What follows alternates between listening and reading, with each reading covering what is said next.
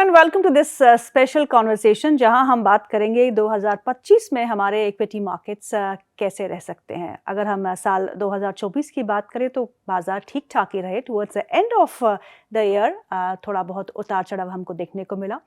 Valuations को लेके concern थे तो जो थोड़ा हल्के हुए हैं towards the end of the year, पर एफआईआईज अभी भी हमारे देश में पूरी तरह से वापसी नहीं किए हैं। क्या 2025 इक्विटीज के लिए एक उम्दा साल रह सकता है? कितने रिटर्न्स की अपेक्षा हमें या एक्सपेक्टेशन हमें रखनी चाहिए, इस पे हम चर्चा करेंगे। कौन से ऐसे सेक्टर्स हैं जो आउट परफॉर्म करेंगे 2025 में, और कौन से ऐसे सेक्टर्स हैं जहां से आपको दूर रहना होगा, और आपका पोर्टफोलियो में large cap, mid cap, small cap का क्या मिक्स होना चाहिए, इन सब पे हम चर्चा करेंगे। हमारे साथ बहुत ही खास मेहमान जुड़ चुके हैं, मिस्टर दिनशॉ ईरानी। ही is from Helios Capital Management. Welcome to the show mister Irani, and thank you so much for taking our time.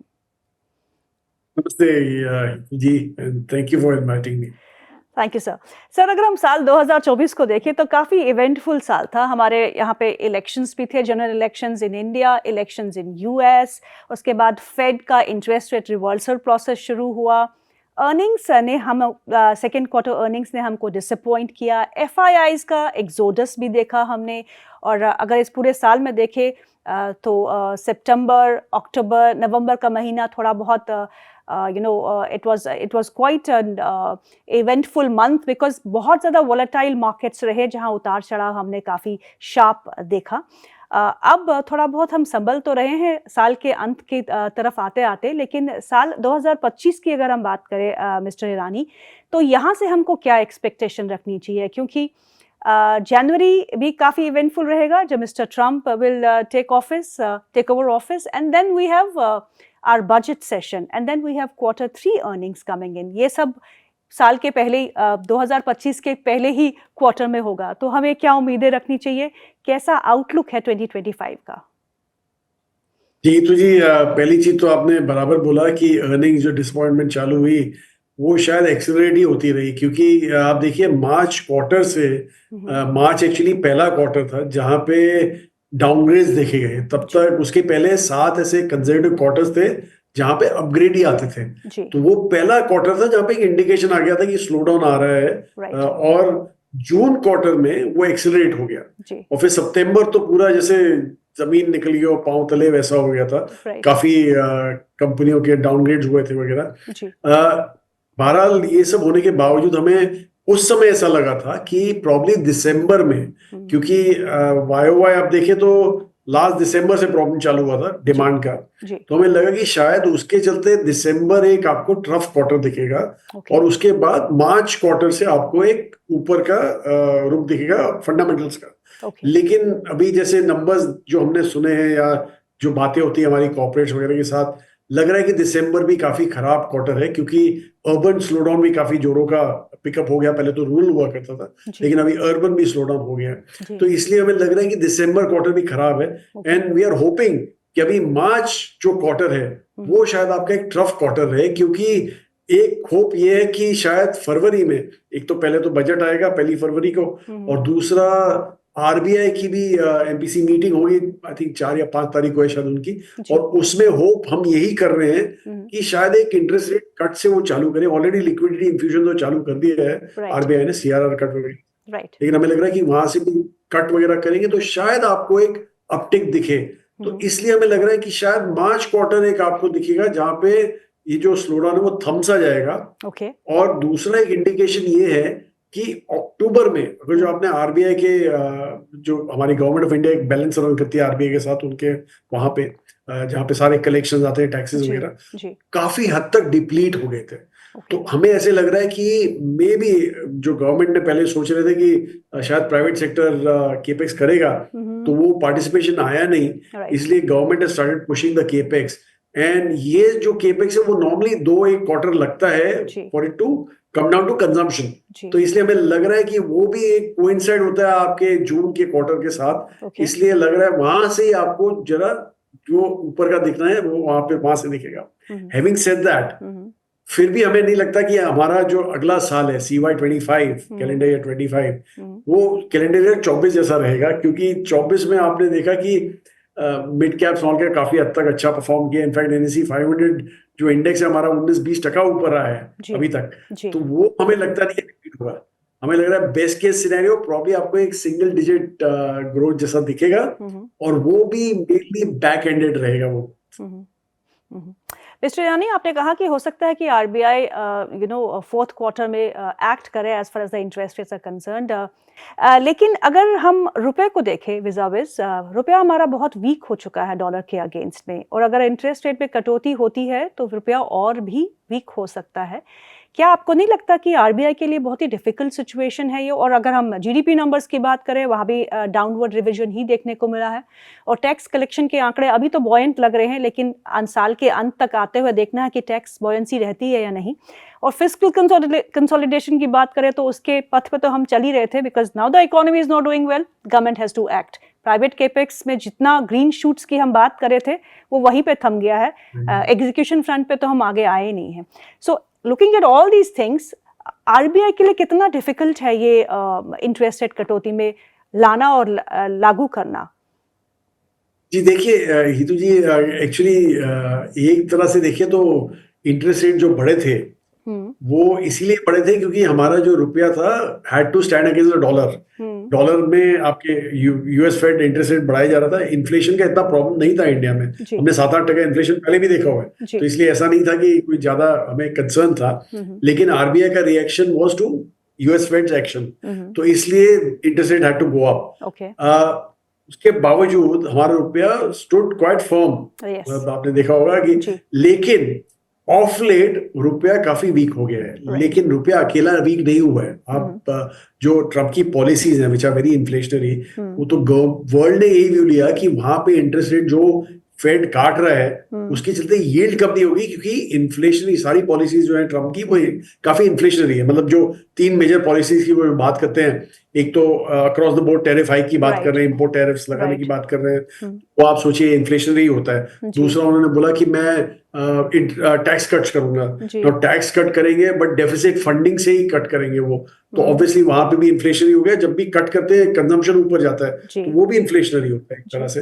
और तीसरी जो उन्होंने मेजर बात बोली थी वो इमिग्रेंट लेबर को निकालने की बात कही थी, वहां पे भी वो सर्विस इन्फ्लेशन की बात कर रहे थे। तो ये सब देख के डॉलर काफी फर्म हो गया है, not only against the rupee but against all global currencies.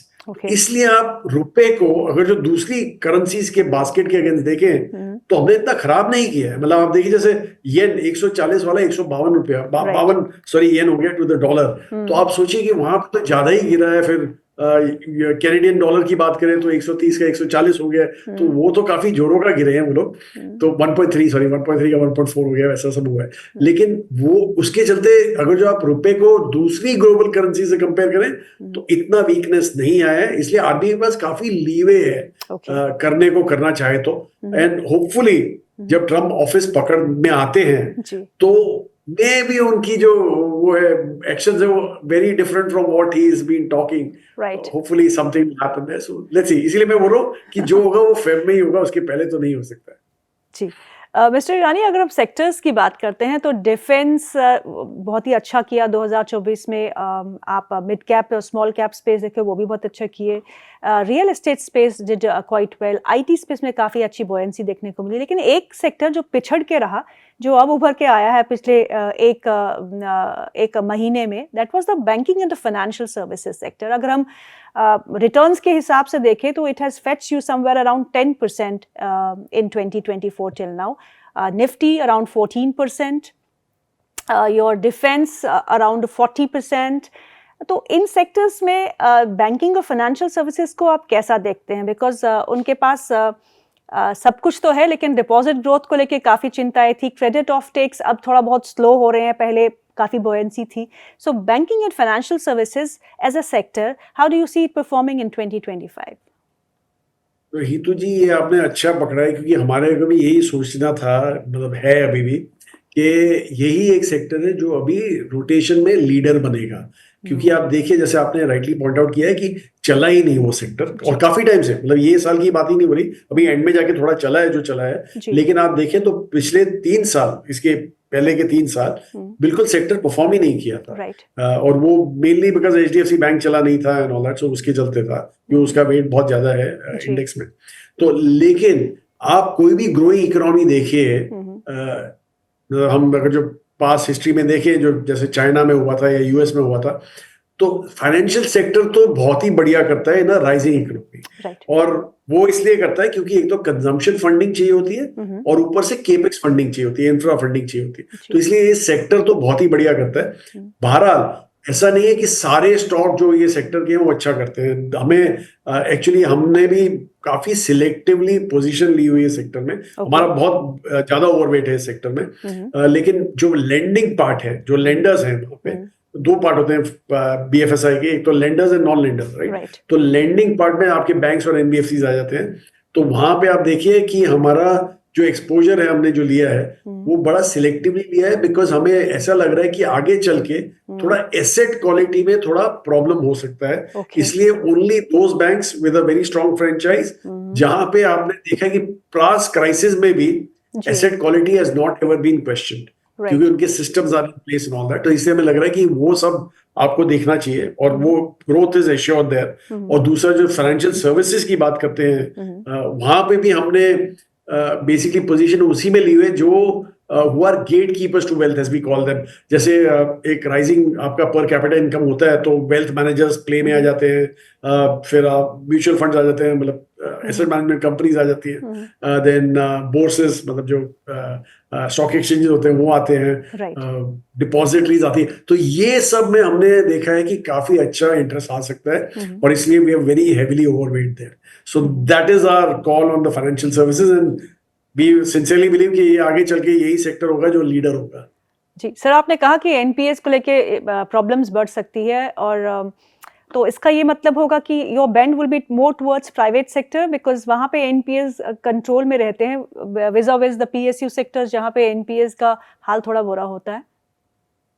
Ji actually PSU में भी शायद एक ही ऐसा बैंक है जो प्राइवेट सेक्टर की तरह बिहेव करता है, वो एसबीआई है। इसलिए हमें एसबीआई पसंद है। अदरवाइज जैसे आपने बराबर से बोला कि एसेट क्वालिटी हमेशा जब भी क्वेश्चन मार्क आता है तो ये बैंक्स होते हैं, पीएसयू बैंक्स होते हैं जहाँ पे ज्यादा गिराव हो सकता है, इसलिए हमने वो सब अवॉइड किया हुआ है। और शायद एसबीआई अकेला इकलौता पीएसयू है जो हमारे पास है आज की तारीख। जी मिस्टर ईरानी, 2025 के लिए कुछ ऐसे नए थीम्स जो आपको लगता है प्ले आउट होंगे, बिकॉज लेटली हमने देखा quick commerce is in action, जिसको देखे वो स्विगी वर्सेस जोमेटो ही कर रहा है। तो और आपका Paytm is doing well, it has bounced back from 350 levels to 1000 plus levels, your Nykaa is trying to do well, your policy Bazaar, all these new age companies, एक तो उन पे आपका नजरिया क्या होगा, और क्विक कॉमर्स को आप उभरता देखते हैं? Do you like this sector? जी एक्चुअली हमारे को ये सेक्टर तो मतलब एज ए प्लेटफॉर्म कंपनीज जो बोलते हैं जिनको, वो बहुत ही पसंद है, क्योंकि एक्चुअली आप देखिए ग्लोबली ये एस्टैब्लिश्ड होते हैं, मतलब these models are established globally. So इसलिए कोई डाउट नहीं था कि इंडिया में भी सक्सीड करें। नॉर्मली जब आप एक प्लेटफॉर्म कंपनी को देखते हैं तो आप चंद सवाल अपने आप से पूछ सकते हैं कि एक तो पहली चीज तो क्या कन्वीनियंस है, मास कन्वीनियंस है कि नहीं है, फिर ये कन्वीनियंस एनकैशेबल है कि नहीं, एंड जो लास्ट जो सबसे महत्वपूर्ण क्वेश्चन ये होता है कि इजीली रेप्लिकेबल मॉडल है कि नहीं है। अगर जो रेप्लिकेबल मॉडल है तो आप वो अवॉइड कीजिए, क्या प्लेटफॉर्म कंपनी चाहे जितना भी कन्वीनियंस दे। जैसे हमने कभी नायका को हमने कभी लिया नहीं, ना ही सोचा लेने का, क्योंकि उनका मॉडल ही काफी सिंपल सा मॉडल था, चाइना से इंपोर्ट करके रीब्रांड करके वो बेचते थे। इसलिए नायका हमें उस समय नहीं पसंद आया और अभी भी नहीं पसंद है एक्चुअली, क्योंकि काफी बड़े प्लेयर्स अभी घुस गए इसमें। लेकिन जैसे आपने बोला फूड डिलीवरी, ग्लोबली देखिए आप दो प्लेयर होते हैं हमेशा, किसी भी कंट्री में दो ही प्लेयर होते हैं। आप यूएस देखिए वहां पे डोरडैश और उबर ईट्स है, चाइना देखिए तो मितुआन है और दूसरा एक छोटा सा प्लेयर है जो ज्यादा बड़ा नहीं है, क्योंकि मितुआन अकेला 70। सो कोई भी कंट्री उठा लीजिए दो ही प्लेयर होते हैं वहां पे। इसलिए हमें पक्का पता था कि इंडिया में भी दो ही प्लेयर, और हमने देखा फूड पांडा आया, उबर ईट्स आया, ओला ईट्स आया, सब निकल गए साथ में, सिर्फ दो ही रह गए। और इसलिए जैसे आपने बोला कि क्या आपने बोला जोमेटो वर्सेस स्विगी, हम कहते हैं जोमेटो एंड स्विगी, हमारे पास दोनों हैं, दोनों में हमारे को काफी कंफर्ट है। कमिंग टू क्विक कॉमर्स, वहां पे there is a third player, लेकिन आज की तारीख में जो थर्ड प्लेयर है, जेप्टो की बात हो रही है, बेसिकली अनलिस्टेड है।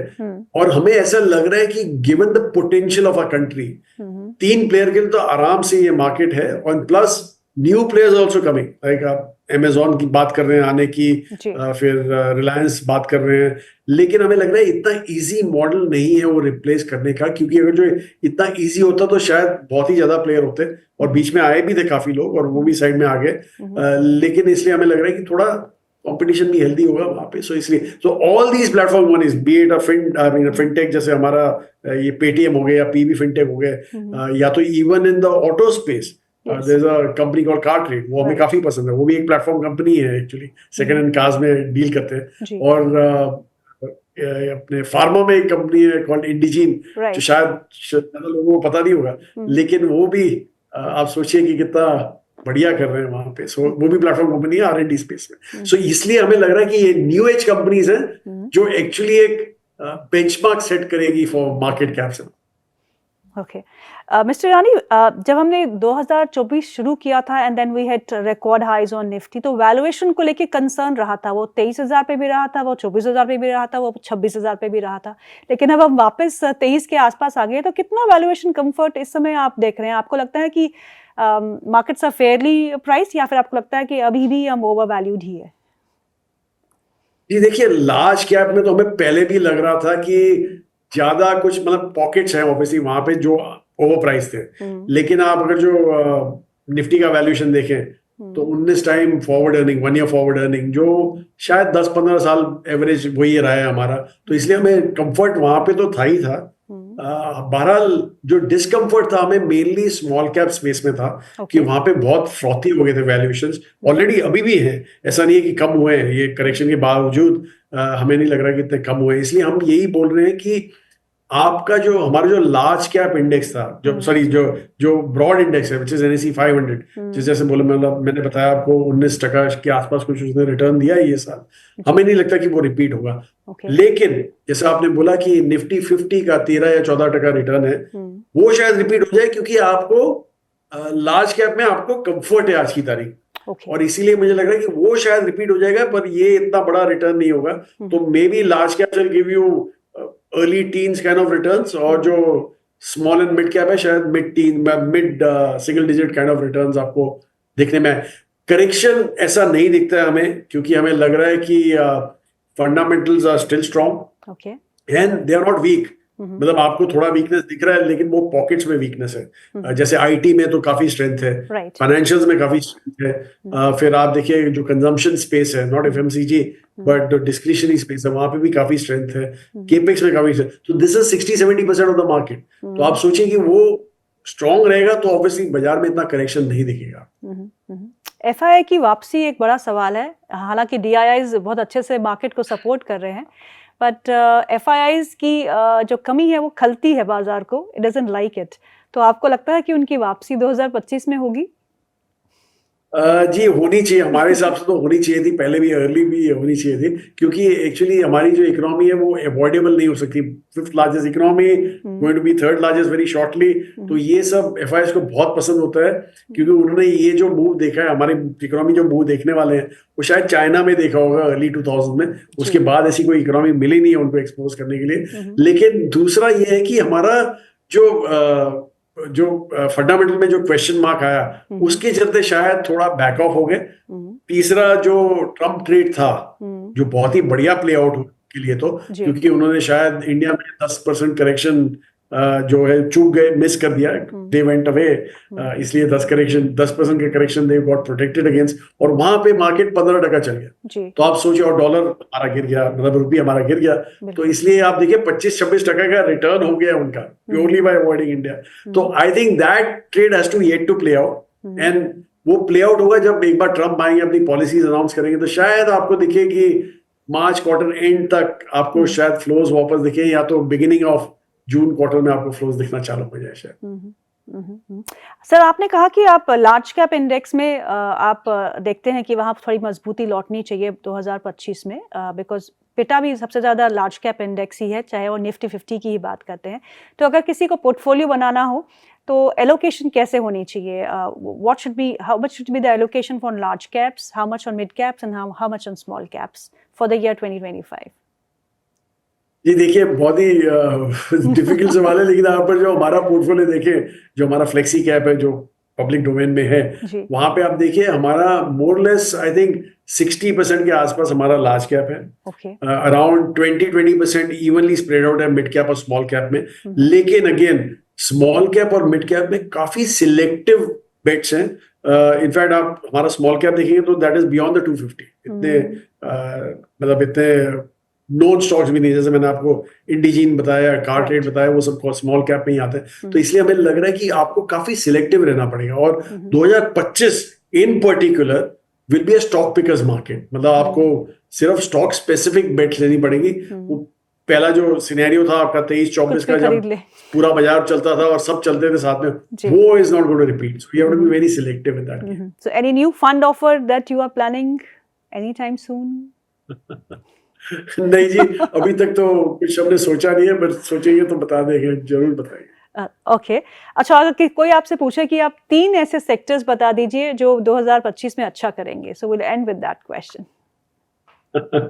एक तो मैंने बताई थी आपको, फाइनेंशियल सर्विसेज, वो तो हमें बहुत ही पसंद है। दूसरा IT sector, I think IT में तो एक्चुअली जो कमेंट्री है वो जून क्वार्टर से ही इंप्रूव होना चालू हुई है, तो इसलिए we are early in the game. हमने जुलाई में एक्सपोजर लेना चालू कर दिया था, we were zero IT at that point in time, और ये जो कमेंट्री है वो स्ट्रेंथन ही हो रही है आगे चल के, Trump coming in will further strengthen, तो इसलिए हमें लग रहा है IT is a very good space to be in. और तीसरा जो हमें पसंद है, जैसे न्यू एज कंपनीज की मैंने बात की, we continue to be steady on those counts. Mister Rani, बहुत बहुत शुक्रिया आज प्रोग्राम में शामिल होने के लिए। Thank you so much for your time sir. धन्यवाद आपका मुझे आमंत्रित करने के लिए। Thank you. Thank you.